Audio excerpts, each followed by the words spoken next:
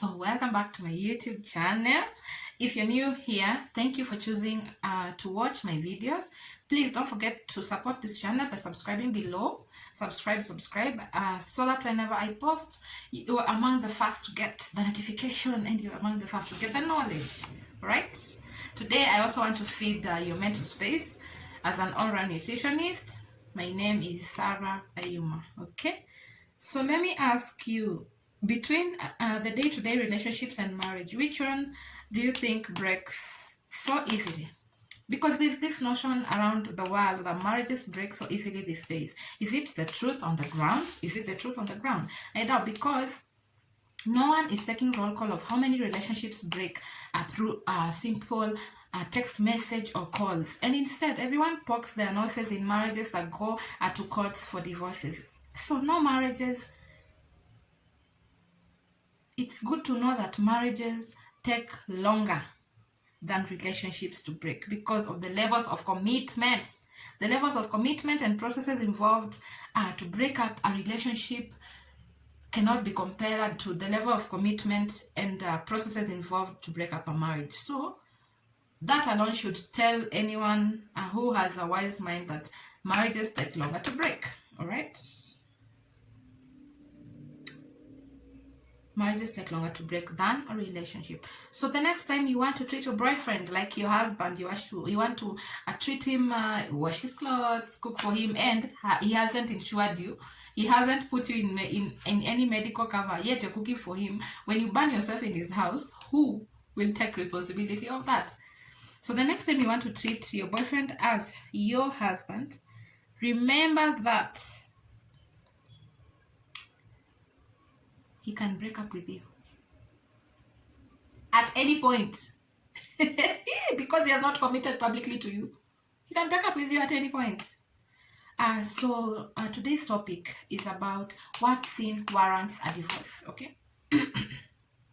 Because relationships are very flaky. We cannot start discussing at what warrants a breakup, okay? There's nothing that warrants a breakup. If someone just feels like breaking up with you, they can break up with you through a text message, through a call, through whatever means. And if he respects you, he'll call you for a meeting so that he can break up with you, okay? Otherwise, we can only discuss what sin warrants a divorce, okay? So this is my take. You are free to take it or leave it, all right? This is my take. There's no sin that warrants divorce. It's one's level of grace that carries them through any marital challenge, and that is in cases where the level of grace is tested beyond what one can handle, then they should feel free to walk out and never look back. Why am I saying that? No one is stupid in marriage. Unajua unaweza angalia mtu katika ndoa na yale matendo ambayo anavumilia ukafikiria huyo mtu ni mjinga ama ajielewi. Hapana. Huyo mtu anajielewa sana. Na neema yake katika hiyo ndoa ndio inamkalisha pale. Okay? So the level of grace that they have is what is keeping them there. So no one is stupid in marriage. There are people who can handle being cheated on and treating STIs, and others cannot handle. There are others who can handle being beaten every day and still survive, and others cannot handle. There are others who can handle being conned, and someone taking advantage of your financial stability to their own benefit, and others cannot. Unajua mtu anaweza koniwa na atoke kwa ndoa, na mwingine anaweza na amekuwa conned. So no one is stupid. It's the level of grace that differs from one individual to the other. It's the wearer of the shoe who understands where it pinches the most and if they can accommodate that pinch or not. So never judge anyone by saying, oh, huyu ni mjinga hajui, ama huyu, no one is stupid in marriage. So as long as you can handle the sin that your partner has committed and forgive it and forget it, then your level of grace is intact and sufficient. But if you are just persevering a sin to prove a point to the society at your mental or physical or emotional or spiritual or financial expense, then please, that's not grace, okay? That's not grace. Instead, that's lack of self-love and respect. And maybe it's time to just walk out and never look back.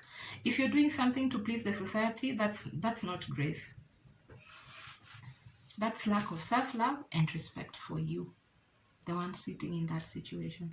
So wives, listen to this. If you're a wife, listen to this. Very important to note that in this context, it's a man being talked to, though it also applies to ladies. So Matthew 19:3-9, or Mark 10:2-12, or Luke 16:18.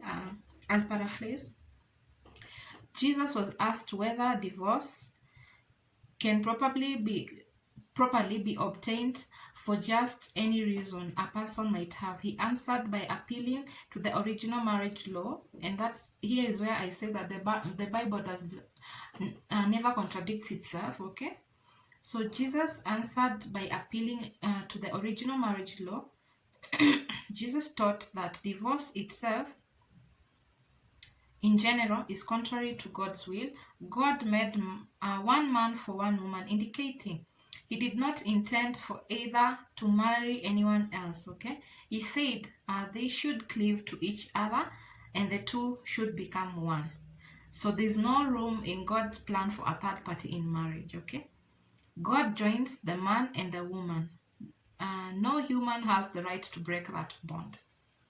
No human has the right to break that bond. So if you're dating a married person, know that you have no right to break the marriage bond. If you are intruding in someone's marriage, know that you have no right to break that bond. Okay. Further, whoever divorces his wife and marries again commits adultery, unless he does it because she has been guilty of fornication. Again, I mentioned up there that your level of grace can withstand fornication and someone else's cannot withstand fornication. But fornication is an, let me put it in quotes, okay, allowed sin to cause divorce, all right? If your wife has fornicated, not that it rarely talks about if a man has fornicated, because men are supposed to love their wives like Christ loved the church. So fornication is not allowed. So if your wife has fornicated, so this one we men who fornicate, all right, sijui tuwaite wanawake ama mabibi. Wewe ni mwanamume lakini umefornicate, so you've taken your wife's role in sin. Let me just quote unquote, mtu asini misquote. Okay, if you fornicated and you're a man, know that it's not allowed, and that's maybe a woman's role. Yours is to divorce a fornicator. A woman who's fornicated, that's your role. Not the other way around. So, and whoever marries her who has been divorced, okay? Again, any man who marries a woman who's been divorced also commits adultery. Mark 10 adds to this rule, also applies to the woman if she divorces her husband, okay? So with those few remarks, see you in my next video, and thank you very, very so much for watching, okay? If there's such a thing.